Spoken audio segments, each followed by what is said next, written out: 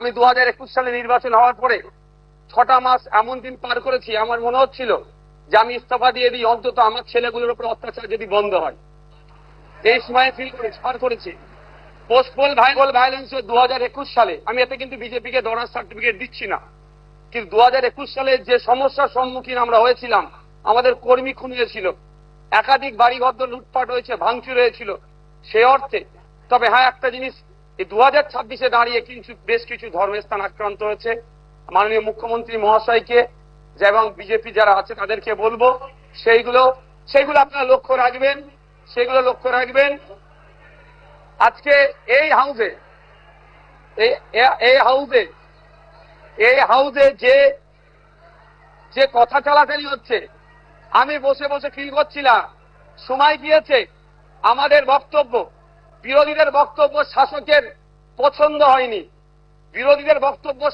পছন্দ হয়নি, চিৎকার করে বন্ধ করে দেওয়া হয়েছে। এই হাউসেও কিন্তু 21 থেকে 26 আমরা দেখেছি। আমরা আশা করব ওই দিনটা আসবে না।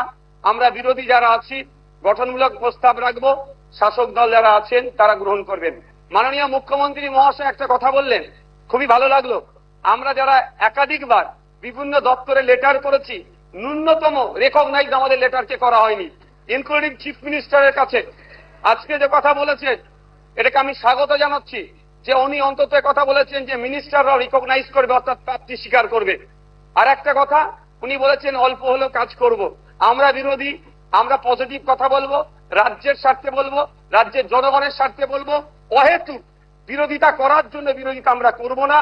সুতরাং মুখ্যমন্ত্রী মহাশয়কে বলবো, অল্প নয়, আমরা যেগুলো আর্গুমেন্ট করব, আমরা যে ডিমান্ডগুলো রাখবো, ব্যক্তি স্বার্থের জন্য নয়, মানুষের স্বার্থে, নির্বাচিত হয়ে এসেছি তাদের স্বার্থে, সেগুলো আপনি পুরোপুরি যদি আমাদের জন্য, বাংলার মানুষের জন্য করেন, আমরা আপনার কাছে অবশ্যই কৃতজ্ঞ থাকবো।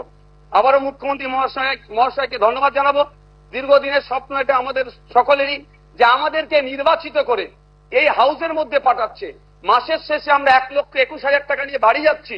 আমরা সেই জনগণের জন্য কি রোল প্লে করছি, কি বক্তব্য দিচ্ছি হাউসের মধ্যে? না, হাউসের মধ্যে এসে শুধু সময় কাটিয়ে চলে যাচ্ছি।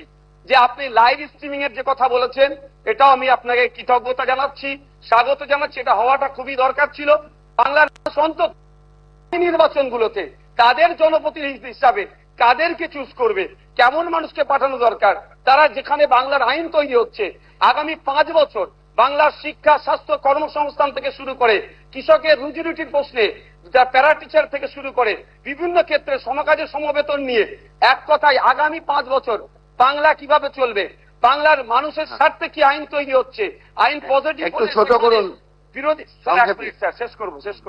বিরোধী হলেও স্যার একটা দিন সুযোগ পাচ্ছি বলার, এরপর তো টাইম মেনটেন করে দেবেন। তো স্যার সেই জায়গাগুলো লাইভ যেটা আছে সেটা আমি স্বাগত জানাচ্ছি।